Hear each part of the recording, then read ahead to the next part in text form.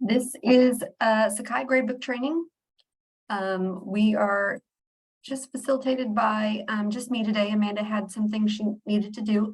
I'm an instructional designer for West Liberty, and I was a former teacher. And if you need to contact me, there's my information. You will also get a copy of this recording and the slides after this is over. Our schedule for today is just 1 hour. If you want to open another tab and do some of the stuff that we are working on as you follow along, you can. Since there's a small group, if you want to ask questions in the chat or just raise your hand or unmute yourself, that's fine too. If you need more in-depth learning, you can send us a help ticket. We can help you with your specific gradebook issues. So for this session, there are some pretty specific objectives.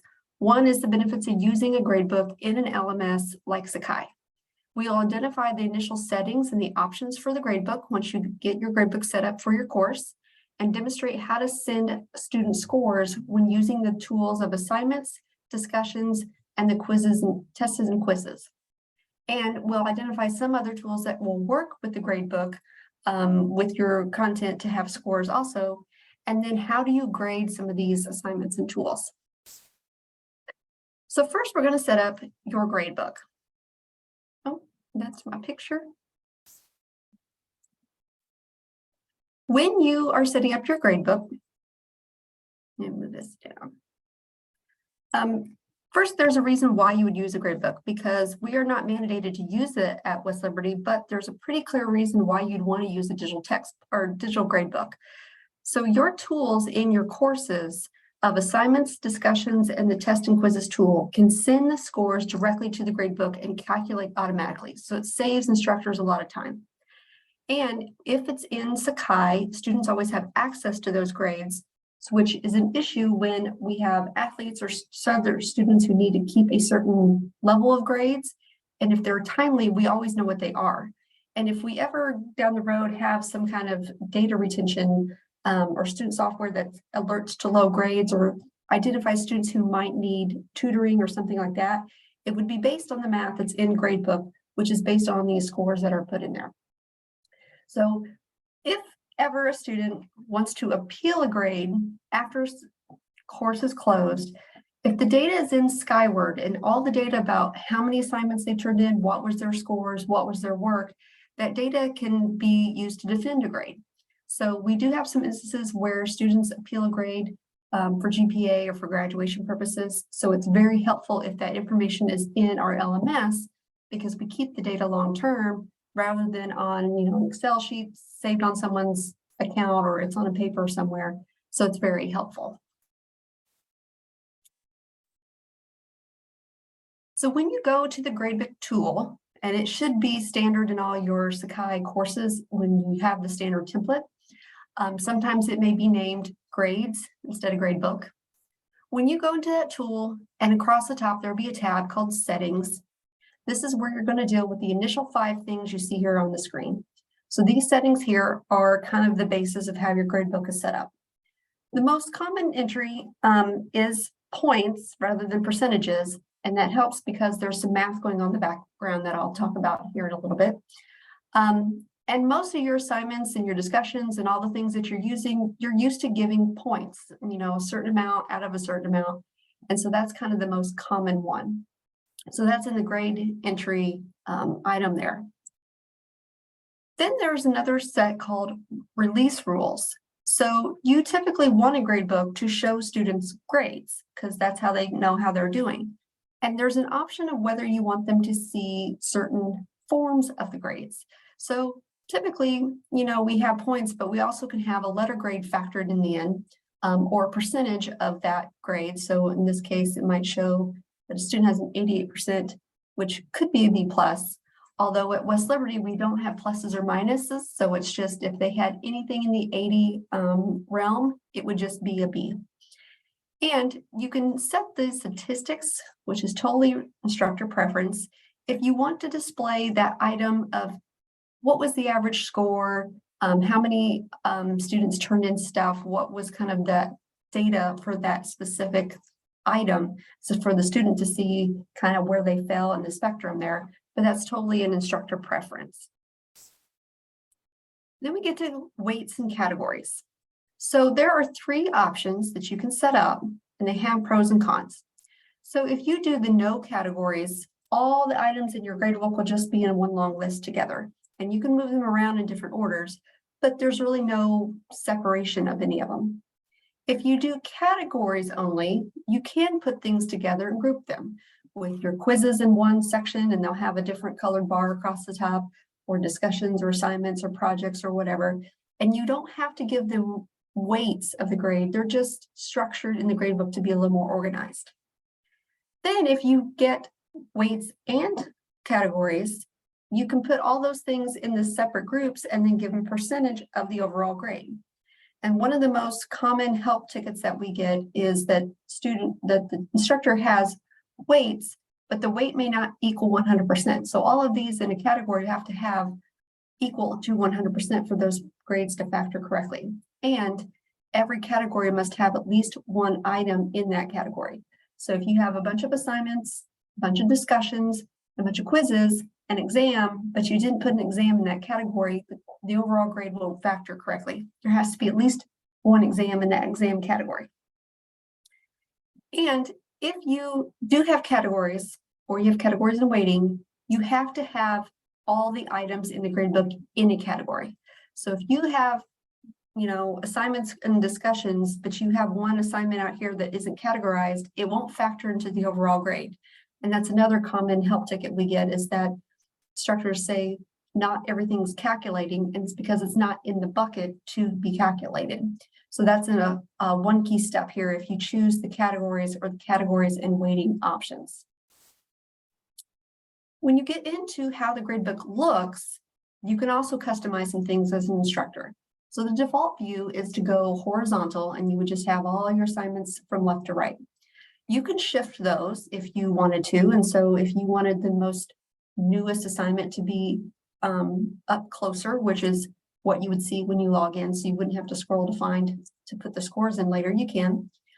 So when you click on assignment, you can move it to the right or to left, depending on where it is. Or if you wanted to edit the item to change the title, the points, the due date, something like that. And you can sort your stuff. So down here, will have these other options that would show on the gradebook about, do you want to group them by category? Because you've created the categories in the settings, and then you could manually move all your assignments into the category that you want. You could also quickly reorder things. Instead of doing left to right individually, you could open this tab and it would show a whole list of your assignments, and you can manually drag and drop them into where you want them to be. So this is very customizable for instructors. So let's get into assignments, because that is the bulk of where the scores are going to be coming from.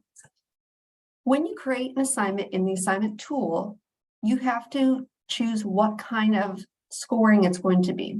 The most common one is points, but you do have a couple other options here. So if you have the check mark, it's really just going to see a check mark in the gradebook, and it won't factor into anything, but it's something for like a task that you would want students to do. Did they get a permission slip signed? Did they, get an advisor or field instructor or something for their project? It's something that's not necessarily graded, but you wanted them to see it in their task. You could also do these other ones, but the most common ones are points. When you have the points in there, you have to give it a value, because that's how the math is working on the back end. So you also have the option to use a rubric, and we covered rubrics in another session if you want to review that. When your rubrics are built in Sakai, this will be a drop-down box, and you can see all the rubrics that are built in your course. And if you forget what is on that specific rubric, there is a preview button here that would open a little window so you could see those details. You want your rubrics total points to match what you do here, but depending on how you build it, it may not be. So that's one tricky thing you do need to keep in mind, is whatever rubric you choose should match here, because this will be the overriding default. And then one of the key pieces is you want these grades to go to the gradebook. That saves you time. So when you are grading the assignment and you put in a 20 or a 25, it's automatically going to the gradebook, and it's automatically calculating for students to see when you put it there. And when you release it to the gradebook, you can either have already created an item that you're waiting for the score to go to, or you're creating the assignment and it's going to create the entry for you at this point. So this is going to be associated with something that was already created in the gradebook, and I'm just attaching it to here. Now, there is a peer assessment, and I put an asterisk here because it's kind of a tricky tool. When you use a peer assessment, the students have, say, written a paper, they will turn into this assignment, and the instructor will grade it with the normal due date. When that due date closes, this peer assessment, if it is checked, will open up a new time period with a due date in which students can see what others have submitted, and then they can look at their work and provide feedback and upload assignments about their feedback to that assignment. And so it'll be a list of students in the class and what they turned in and what their feedback was, so this instructor can see it. The reason I put an asterisk here is because if the student didn't do the assignment in the first open session, they can't do any peer review on the second session because they're kind of locked out of both assignments. So if you want to do a peer assessment, especially if you think maybe students might miss the initial assignment or be late, it might be better to use the discussions tool because it wouldn't have locked them out. And you can still do scores and rubrics with these discussions tool. One thing that has changed for the school year is our subscription to Turnitin. We've had to turn it in for a number of years, but now we have something slightly different. Turnitin is a plagiarism and artificial intelligence text detection tool. And so we pay for it to be integrated in Sakai. So that means when instructors make assignments that are going to use Turnitin to assess if students have a similarity to something out there in the database, they're not going to turnitin.com, they're just doing it right in our LMS. So when an instructor creates a written assignment and has to have, several hundred words of text because that's more accurate, you can choose to have the Turnitin turned on. And in the grade assignment tool, this is a section that is screenshotted here. And so there's a lot less options to have to choose from now because of our subscription change. When you use Turnitin, and you can, it's a preference if you want to choose students to view the report, what it's doing is it's taking its text and it's comparing its chunks of similarity to this massive database that they've had over at least 20 years. Because they have so much data, and they're going to get a score, how much of that text is the same in sections of something. You may want to exclude some things because they may be common and it may artificially factor into a similarity score. So the bibliographies, if the student has the same resources as a lot of other ones, that may be common at this point, especially in fields where there isn't a lot of research. And quotes, if somebody has quoted something correctly and accurately, that would hit the similarity score pretty high. But if they did it accurately, it is an official quote. So you might want to have that excluded.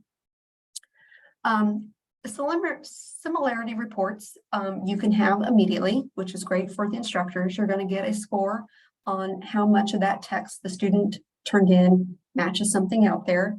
And in your syllabus, you can kind of dictate what percentage you're comfortable with. One of the other things that is new is there is an AI score. And students do not see this AI score. When the students turn something in through the Turnitin assignment here in Sakai, the instructor is going to get a score when they open up the student assignment and there's a little side panel. And it'll be a percentage of how much Turnitin thinks that AI wrote the text that's there. It works on longer pieces of text because it's looking for their algorithm of what they think a computer wrote versus a human, and it's going to give a percentage. Now they are claiming it's 98% accurate, but the kind of ChatGPT stuff is kind of constantly changing. So the reason the asterisk is there is that it's an indication it thinks it may be AI written. And since we can't necessarily say students are going to do 0, because if they wrote it for some general paragraph about the history of some company, like when it was founded and who did it and whatever, that's going to be pretty similar. So you need to use it as like a conversation starter with students rather than a punishment of you've hit a certain score, you must be cheating, we're going to give you 0. It's sort of a conversation starter because the technology is kind of constantly evolving right now, but it is something that's kind of a heads up for instructors. When you get all these assignments, you're going to see them in the gradebook. So in your assignments tool, you're going to have the assignment item here, and then you'll see an indication how many have been turned in and how many still need to be graded. So there is a preference when you create this assignment item if you want to be notified every time something is turned in and how often.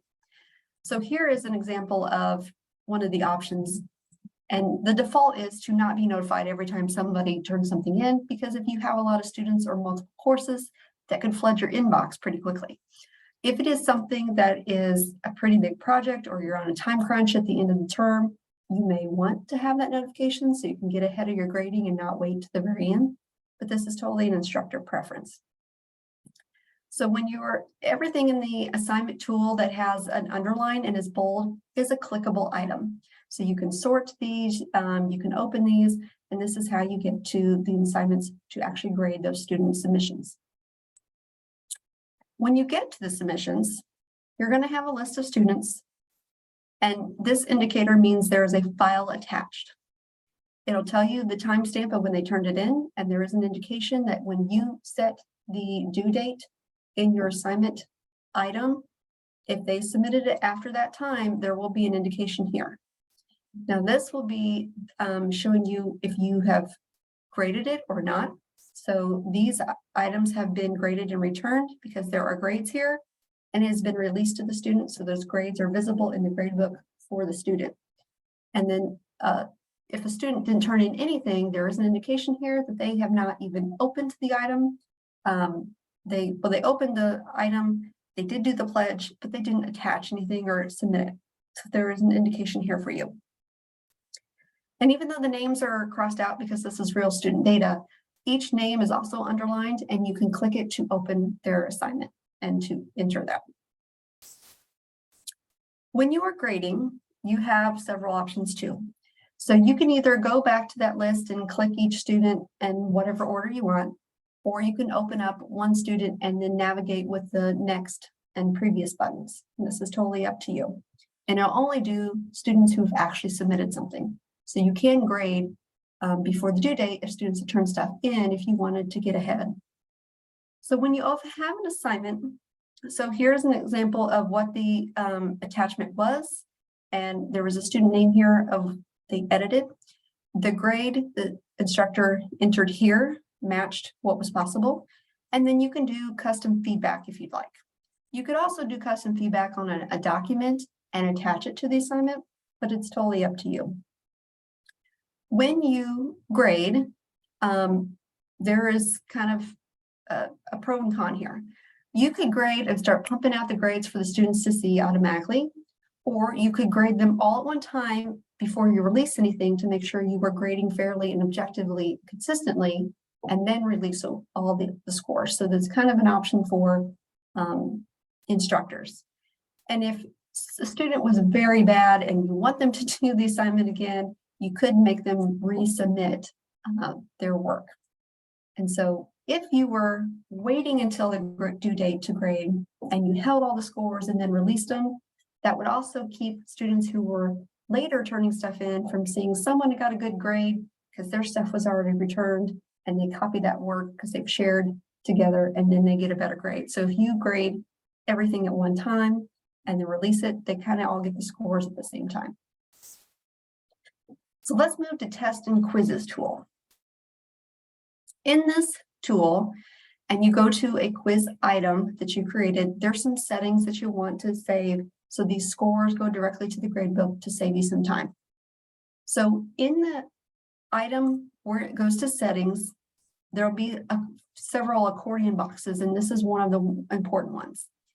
If you want the scores to go to the gradebook, you will need to click this box here and make sure that you've selected the category if you've selected that before. So in this indication, I have quizzes here. So when the students submit their score and the tool already grades it automatically because I have correct and incorrect answers in there, that score is going to go right to the gradebook and I don't have to do anything.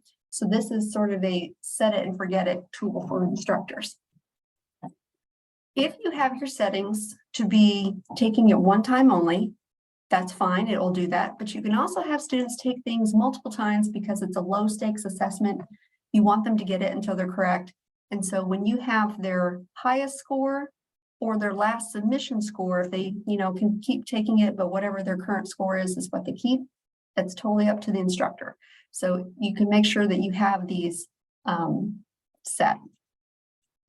And then for feedback, and is totally up to you. If you do have feedback, you would need to put the feedback on each individual question when you're building the test or quiz. But most people have just the quiz and the correct answers, and they just give the feedback as just total score of what questions were missed. So let's talk about the discussions tool, because you can also grade these. When you create a discussion, you need to go and manually create an item in the gradebook, because the discussions tool in Sakai was sort of built to be kind of an interactive thing. In the beginning, it wasn't necessarily a graded exercise. So this one would have stuff that's there, but if you want to grade that as a participation activity, you need to go add something in the gradebook, so then you can put the scores in there. When you manually grade or add an item, you get to create the name and the points value here, which is kind of built into the assignments and the quizzes tool automatically. You can still use a rubric, and the same setups here. If you want to use the rubric, there's a drop-down menu and a preview box, and then you can choose your due date. And if you have categories set up, you have to choose a category so the score will factor into the overall grade. You also want to release this item to students and include in their course grade calculations, because that math behind the scenes all works together. And so once you create a gradebook item, it's holding it as a placeholder for a score. Then you go back to the discussion tool, and the students have their activity, you read other posts, and you're assessing it however you want to assess it. But now that you have something waiting there to be a placeholder in the gradebook, there is going to be the option to grade the discussion. So in this post by the student and the responses here, you can grade each one, and it's up to you how you want to grade. For example, this is the rubric.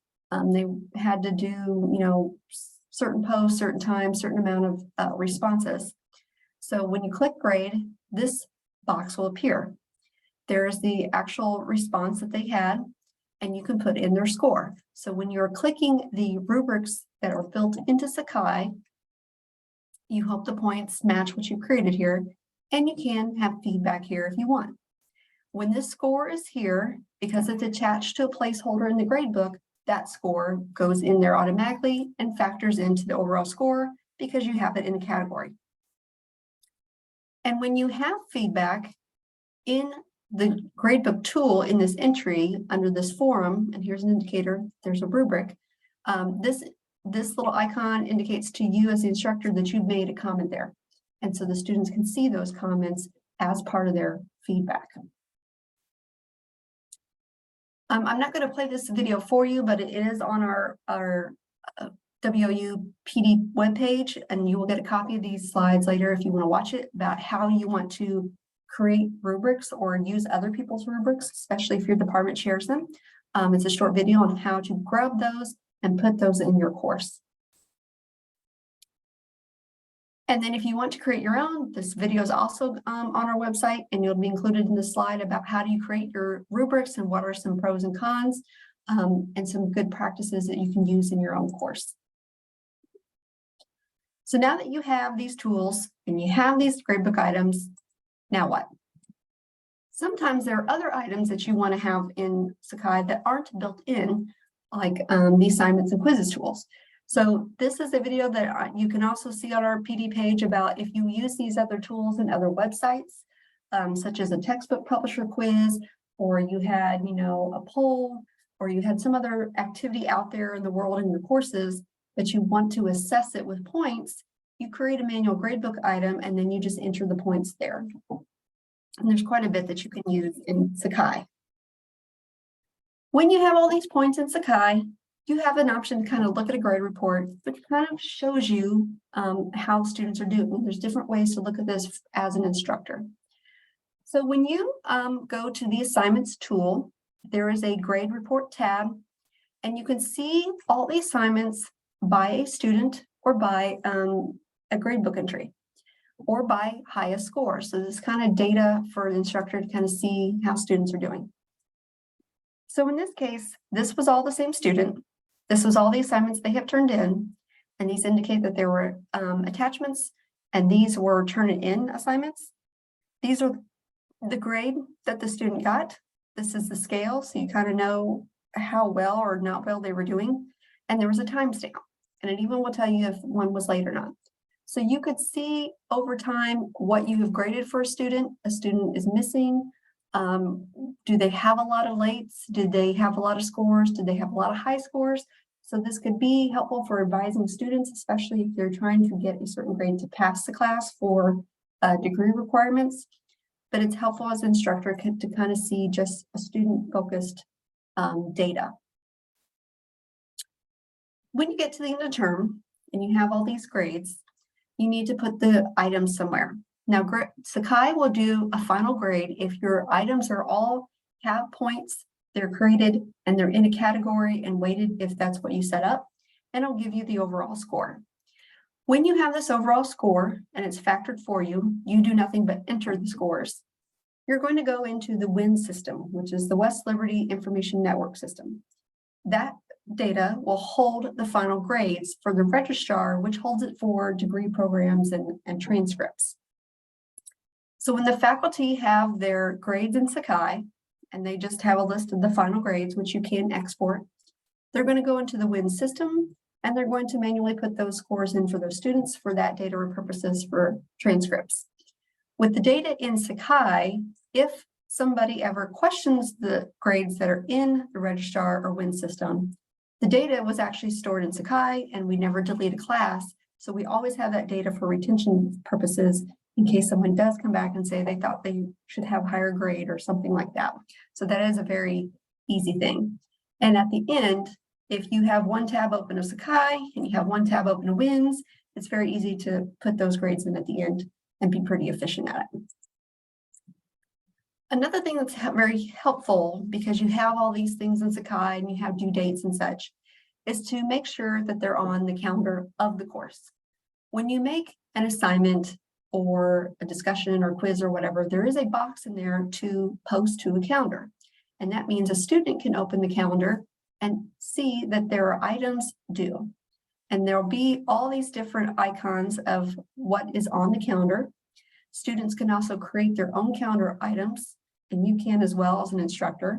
So this is very helpful as a visual tool, and often on the Sakai course templates, the calendar is on the home page with the initial information of the course. So every time the student comes to this page, the calendar is displayed there with something that's coming up. It's a very helpful time management tool. If you want to learn advanced Sakai stuff, we do have some courses about how to develop things, and we get very deep into the gradebook with some more stuff and things that are good practices. We also have training pages and videos and stuff of how to learn things. And if you ever need help with any of those things, you can. And if you need Sakai help for specific things in your course, if you make a Sakai help ticket, we can get into your class and see what's going on. We get a lot of gradebook requests, especially for categories and things not calculating correctly. And we're happy to help. We check tickets all year long. So if you are, we're about to get busy with new setups, and at the end of the course, grades are due. So if you have any questions or feedback, let us know. Let me check the chat real fast, see if there's any questions. And if not, I have a quick question for you. Sure. This is John. I use the Sakai Gradebook with categories and weightings, and I tend to write my assignments using software and import them in. Every now and then I like to create an assignment that is for extra credit or for bonus points. And how do I add the extra credit assignments into the weighted category so that the students that do the extra will get the bonus points, but it doesn't dock students that don't do the extra credit assignment? There is, let me back out here. In Sakai, say you added extra credit here. If you check this box, it's not going to factor in, but you can put things in that category and you can fix it later when you decide at the end how much you want to apply. So it's not docking students throughout the term. It's kind of like a placeholder for the end. Then you could put things where, I'm assuming you're putting the points in a category that they didn't do so well in. Well, let's just say that I'm looking at your screen right here. Let's just say in the quizzes category. Okay. So let's say I have 10 quizzes that I have them do throughout the semester, but throughout the semester, I like to throw some bonus points at them. And I weight my quizzes maybe worth 10% of the overall grade.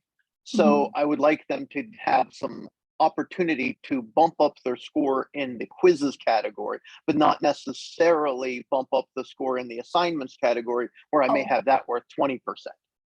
If you feel like you need to add points in a category, you can always override what is in Sakai, regardless of whatever the tool was. They had 1 out of 10 on a quiz or whatever. You as the instructor can override that final grade or that entry point. Well, this is that's what I typically do. I just didn't know if Yeah. there was a more automated way to do it. No, because extra credit's sort of very individualistic kind of approach. So Right. when there's assignments here, I think what you're doing is working. Okay, yeah, it works. I just didn't know if there was a better way. Not yet, but I mean, there's always upgrades and feature requests that we can make to Sakai. All right, well, thanks so much. You're welcome. Is there any other questions? Yeah, I had a quick question. Mhm. So with quizzes, I have my course set up, and this is the bane of students. Why I'm trying to do categories in the future is I keep the top 7 quiz grades, but I don't know how many we're going to have total. I kind of toss them out there sometimes to encourage students to do stuff. If I have an unknown number of quizzes, but I want to make sure that I'm only keeping the top 7 quiz grades, how do I go about doing that? Let me share my screen again. In the categories and weighting section, there are these little buttons you can choose. So at the end, it's going to keep the highest. And what you may want to do is not check any of these at the beginning, have your quizzes and the scores dump in, and then go back and decide, do you want to drop the lowest, how many, kind of set that at the end when you see kind of where they fell. And, like a scatter plot. Yeah, so for the students, I tell them, the highest, 7 quiz grades. It doesn't matter if we have 8 or 10. So if I click on that, and then I just put in the highest 7, doesn't matter how many quiz grades are there. It'll just calculate the highest 7. Yeah, because as you build your course over the term, this will keep a counter. Then you know exactly how many you ended up with, and then you can decide, do you want to keep the top 80% or top 1? But since you have an unknown total, I would build and then go back and say keep the highest or lowest, whatever. Okay, and so I have a question that goes along with that. Many of the quizzes are through Sakai, but sometimes it's through documents that I have them upload. How do I have a category that has multiple means of putting things in? So I call them quizzes, but they're basically these 10-point assignments.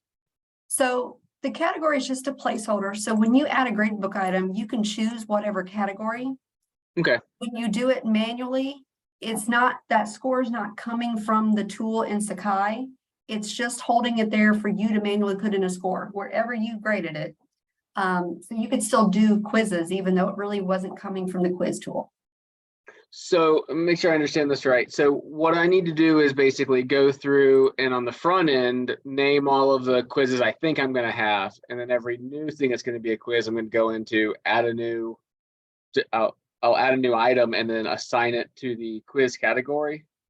You can do it ahead of time, or you can do it as you go, as you've created the course. Especially if your course is kind of new, you don't have it all the way thought. You could have all the tests and quizzes go to the tool. And then in the gradebook, you're going to add some other things that are going to hold a place in the quizzes category, but you're going to put something in later. The manual button here is really a placeholder. and it doesn't care what category you choose. Okay, I think I understand that. Thank you. And since this one isn't set up with weighting, Mhm. can't think of a course that I've worked on recently that has weighting, but it would have, you know, these three, and then it would have a category total. And then it'd have the other three in the category total. So as you keep adding, that total keeps counting. It's always Oh. live. Okay, So you can edit as you go along. okay, thank you. Mhm. Yep. Is there any other questions? If not, thanks for joining, and we will talk to you soon. If you have any questions, please make a help ticket. Thank Thank you. you.